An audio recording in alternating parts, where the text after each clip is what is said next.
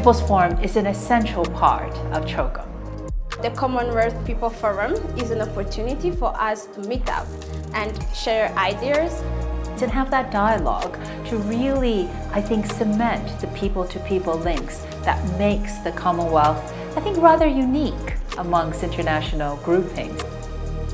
I'm here to talk about the rights of those who are far behind the media lens. Well, I'm here to represent 70 million trade unionists around the Commonwealth. I am here because I believe in the value of the Commonwealth. The greatest challenge the world faces today is the inequality that we face in terms of distribution of wealth. Climate change. As a lawyer, I believe it is access to justice. Climate change is just a gradual process. We are in the middle of a climate crisis, a climate catastrophe. If we don't work on climate change, nothing else will matter. Because if we don't deal with this climate crisis, we're not going to be around to deal with any other issues. Yes, we might be facing the same storm, but we are not in the same boat.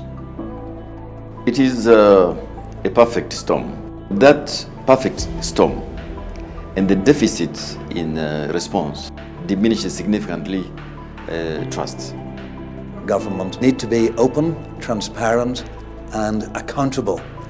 What we have is absolutely precious, and at the very least, we need to make sure it's not eroded, and let's all keep trying to make it better.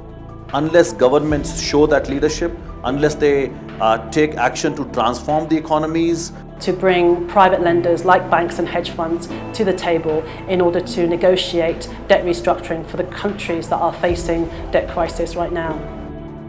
I think what government often forgets is there's a lot of goodwill from communities to work with government. How do we come together?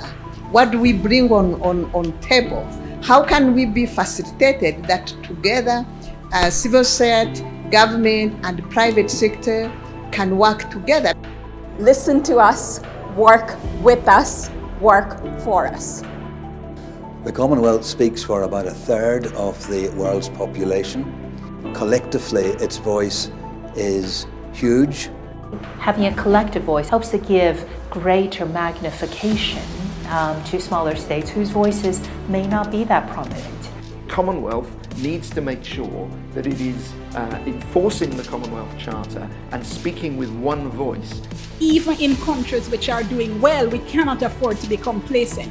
The Commonwealth can be an organization that raises these concerns that people have. We need to rethink how we work together to try to rebuild some degree of minimum confidence in the global system. No solution ever comes from just having a great plan from the top, as important as that is. It requires participation, buy-in, and input from the grassroots. You need measures and platforms to engage in public decision-making spaces. You need access to it. You need to be heard. Words are fine, essential, necessary, but implementation is what will make the difference. I think you should never underestimate the role of youth. Now more than ever, youth are active stakeholders. So there's no need to overlook the expertise of young people, especially women. The Commonwealth Charter starts with the words, "We the people." The people of the Commonwealth are the Commonwealth. It's not enough simply to give the people the opportunity to speak. They have to be heard. People are experts in their own lives, and that's where we have to start. Without people, there's no Commonwealth. We are in this together, and no one is excluded. If the Commonwealth is not about human rights, it is about nothing. It is the common in Commonwealth that will define the Commonwealth against the odds.